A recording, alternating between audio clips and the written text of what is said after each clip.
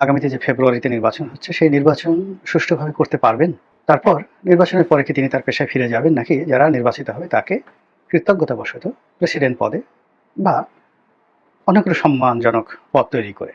আমাদের দেশে তো এখন ইদানিং যেটা হয়েছে যে এনভয় এমিরেটাস বিশেষ দূত এরকম কিছু একটা করে ফেলা হলো প্রেসিডেন্টের পদমর্যাদায়। তিনি ঘুরতে থাকলেন সারা দুনিয়াতে। এরকম কিছু হবে, নাকি ডিসেম্বর মাসের মধ্যেই তাকে চলে যেতে হবে এবং ডিসেম্বর মাসে নির্বাচন পরিচালনা করার জন্য সংবিধানে যে সংশোধন হয়েছে বা ওই যে নির্বাচনের তত্ত্বাবধায়ক প্রথা সুপ্রিম কোর্টের রায়ের মাধ্যমে যে ফিরে এসেছে, ওটা যদি বাস্তবায়ন হয়ে যায়, তাহলে বর্তমান প্রধান বিচারপতি তিনি যদি তত্ত্বাবধায়ক সরকারের প্রধান হন, তাহলে তো ডক্টর মোহাম্মদ ইউনূসকে চলে যেতে হবে। নাকি এর আগেই, মানে ডিসেম্বর তো অনেক দেরি, এটা ব্ল্যাক সেপ্টেম্বর অক্টোবর যে কোনো সময় তিনি চলে যেতে পারেন স্বেচ্ছায়, বাধ্য হয়ে বা যে কোনোভাবে। এই বিষয়গুলো নিয়ে যেভাবে আলোচনা হচ্ছে, তার সঙ্গে সঙ্গে আলোচনা হচ্ছে যে আমাদের রাজনৈতিক ভবিষ্যৎ কি? আমরা কি একটা সুষ্ঠু নির্বাচনের দিকে যাচ্ছি? আমাদের দেশে কি গণতান্ত্রিক একটা শুভ পরিণতি আমাদের জন্য অপেক্ষা করছে? এদেশের রাজনীতিতে আওয়ামী লীগ, জাতীয় পার্টি, জাসদ, সিপিবি বা ১৪ দল বলতে যেটিকে বোঝানো হয়, তাদের ভোটার সংখ্যা অলমোস্ট 50%। এই 50% ভোটারদেরকে আমরা মাইনাস করে, একেবারে অ্যাবসলিউটলি মাইনাস করে, বাকি যে 50% ভোটার আছে তাদেরকে প্রাইমা ফেসি করে আমরা একটি নতুন ধারার গণতন্ত্র, নতুন ধারার একটি শাসন ব্যবস্থা, এটিকে আমরা গড়ে তুলব, যেটা একসময় প্রাচীন রোমে ছিল। অর্থাৎ এখন আওয়ামী লীগ যারা আছে তারা দ্বিতীয় গ্রেডের নাগরিক হবেন, তাদের পাসপোর্ট থাকবে কিন্তু ভোটার আইডি কার্ড থাকবে না, তারা দ্বিতীয় শ্রেণীর নাগরিক হিসেবে থাকবেন, রাষ্ট্রীয় সুযোগ সুবিধা পাবেন কিন্তু ভোট দিতে পারবেন না, যারা আওয়ামী লীগ করেছেন। আর যদি যারা, যাকে বলা হয় একটা কমিশন হলো, সেই কমিশনে তারা তওবা করলো, তওবা কমিশন, এবং বললো জীবনে আমরা আর কখনো জয় বাংলা, জয় বঙ্গবন্ধু বলবো না। আমরা এদেশে যে নতুন পরিবর্তন হয়েছে সেই পরিবর্তনে আমরা নাগরিক হিসেবে থাকবো এবং কোনো অবস্থাতেই আওয়ামী লীগের রাজনীতির সঙ্গে জড়াবো না। তো সেক্ষেত্রে তাদের প্রথম শ্রেণীর নাগরিকত্ব দিয়ে এই যে 50% যে জনগণ, এটার সংখ্যা বাড়ানো যেতে পারে। এনিওয়ে, এগুলো জাস্ট কথার কথা। কিন্তু কথার কথা হলেও আমাদের বাংলাদেশে অসম্ভব সব ঘটনা ঘটে।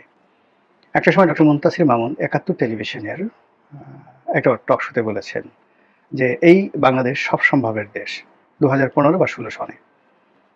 এখানে আগামীতে যদি স্বাধীনতা বিরোধীরা ক্ষমতায় আসে এবং তারা যদি মুক্তিযোদ্ধাদের বিচার করে, কাঠগড়ায় দাঁড় করায় এবং তাদেরকে মুক্তিযুদ্ধ করার জন্য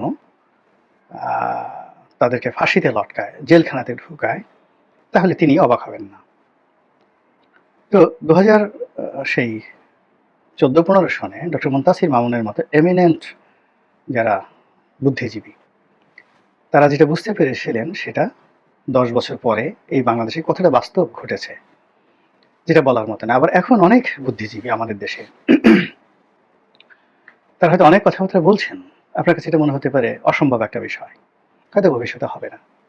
কিন্তু আল্লাহ রাব্বুল আলামিন যারা বুদ্ধিজীবী, জ্ঞানী, দার্শনিক, তাদের মনোমস্তিষ্কে একটা জাতির কখনো কখনো 100 বছরের, কখনো কখনো 1000 বছরের পূর্বাভাস দিয়ে দেন।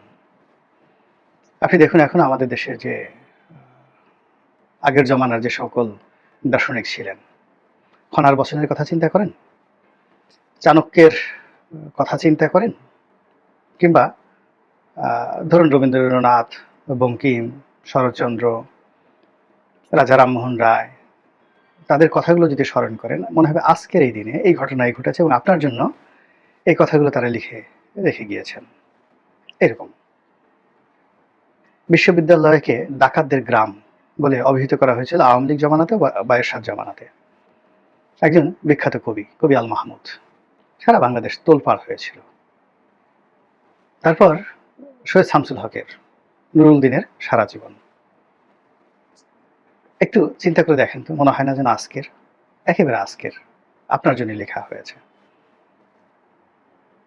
তো যেটা বলছিলাম, ভাত দে হারামজাদা, নইলে মানচিত্র চিবিয়ে খাও, বলা যাবে না, ছোঁয়া যাবে না, মানে রক্ত দিয়ে পেলাম শালার এমন স্বাধীনতা।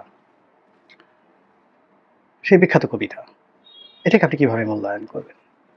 তো যেটা বলছিলাম যে এই বর্তমান জমানাতে ডক্টর মোহাম্মদ ইউনূসকে নিয়ে যা কিছু হচ্ছে, আমরা ওনার পরিণতিটা আসলে কল্পনা করতে পারছি না। এর কারণ হলো ওনার যে এমন একটা আগমন হবে, আমরা সবাই তার প্রতি sympathized ছিলাম।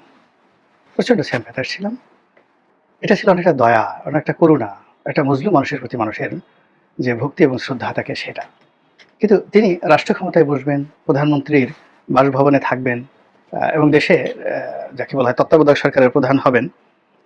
এটা কি আমরা কখনো কল্পনা করেছি? আমরা কিন্তু সেটা কখনো কল্পনা করিনি। আমরা যেহেতু কল্পনা করিনি, ডক্টর মোহাম্মদ ইউনূসও কিন্তু কল্পনা করেননি। ফলে তার জীবনে যা কিছু ঘটেছে অপ্রত্যাশিত, এবং এই যে ঘটনাগুলো ঘটানোর জন্য তিনি যেভাবে পূর্ব প্রস্তুতি নিতে পারেননি, এখন চলমান সময়কে পরিচালনার জন্য তার না আছে অভিজ্ঞতা, না আছে পূর্ব প্রস্তুতি। ফলে যা হবার তাই হচ্ছে। দ্বিতীয়ত, বিনা পরিশ্রমে এবং আনএক্সপেক্টেডলি যখন কোনো যাকে বলা হয় দামি জিনিস আপনার কাছে আসে, সেটা সিংহাসন হোক কিংবা সেটা স্বর্ণরূপা বা অন্য কোনো ধাতব, মূল্যবান ধাতব হোক, হীরামণি মুক্তা জহরত হোক, আপনার কাছে বিশ্বাস করেন এগুলোর কোনো মূল্য নেই। আপনার কাছে একটা চটপটির যে মূল্য, এক পিস পুরীর যে মূল্য, বিশাল একটা কোহিনূর হীরার ঠিক অমনি মূল্য হবে যেটি রাস্তায় আপনি সেটিকে কুড়িয়ে পান। এখন যারা রাষ্ট্র ক্ষমতায় এসেছেন বা রাষ্ট্র ক্ষমতা পরিচালনা করছেন, each and everybody, they don't have any sacrifice, they don't have any courage to handle it, to operate it. এটা তাদের নেই। তাদের কোনো পূর্ব প্রস্তুতি নেই, অভিজ্ঞতা নেই, টপ টু লো। যারা প্রচলিত রাজনীতি করেন, সেই প্রচলিত রাজনীতিতে মূল ধারার যারা মন্ত্রী এমপি হন, এই অভিজ্ঞতা, রাষ্ট্র পরিচালনার যে অভিজ্ঞতা ৩টি দলের আছে: আওয়ামী লীগ, বিএনপি এবং জাতীয় পার্টি। জামাতকে আমরা ভালো মনে করতে পারি, পণ্ডিত মনে করতে পারি, অনেক তাদের মধ্যে ডক্টরি ডিগ্রি আছে, সৎ আছে, it's good, but for a primary teacher, মাদ্রাসার শিক্ষক, ভালো একটা মুদির দোকানদার, ব্যাংকের একটা ম্যানেজার, এগুলোর জন্য এই ধরনের সততা দরকার আছে। কিন্তু 18 কোটি মানুষ যেখানে বাজে পেশায়, মানে ধরুন সৎ মানুষের কথা যদি চিন্তা করেন, 10% আমাদের দেশে সৎ মানুষ নেই। আংশিক সৎ কত পার্সেন্ট, অসৎ কত পার্সেন্ট, আর ক্রিমিনাল কত পার্সেন্ট? আমাদের দেশে কত মানুষ গরু চুরি করে, মহিষ চোরের সংখ্যা কত, তারপর ইয়াবা করে কারবার করে কত লোক, পতিতাবৃত্তি করে কত পার্সেন্ট, ছেলে পতিতা, মেয়ে পতিতা, সমকামীদের সংখ্যা কত এখন বাংলাদেশে, তারপর গাঁজাখোরের সংখ্যা কত, মদখোরের সংখ্যা কত, জুয়া খেলে তাদের সংখ্যা কত। তাহলে প্রতিটি অপরাধের যদি আপনি ধরেন ছিনতাইকারী, চোর, ডাকাত, লুটেরা, ব্যাংক লুটেরা, মানে সিরিয়াল করে যদি আপনি সাজান, তাহলে দেখবেন 90% লোক একটা, দুটো বা তিনটি অপরাধের সঙ্গে জড়িত। এখন আপনি একজন প্রাইমারি স্কুলের খুব শর্ট টিচার, মাদ্রাসার একজন প্রিন্সিপাল, কিংবা ধরেন একজন ভালো ডাক্তার যে খুব সুন্দর করে ইঞ্জেকশন পুশ করে, জামাত করে, আপনি এই বিশাল শ্রেণীর বদমাশ লোকদেরকে কিভাবে আপনি শাসন করবেন? জামাতের একজন নেতাকে যদি আপনি ইয়াবা বুদ্ধির সঙ্গে 5 মিনিট দেন, পাগল হয়ে যাবে। আপনি যে আওয়ামী লীগের সেই যে সম্রাট, ক্যাসিনোর সম্রাট, কিংবা ধরুন আপনার নাম শুনেছেন মুরগি মিলন, একসময় সন্ত্রাসী ছিলেন হান্নান লিয়াকত, একসময় সন্ত্রাসী ছিলেন টোকাই সাগর।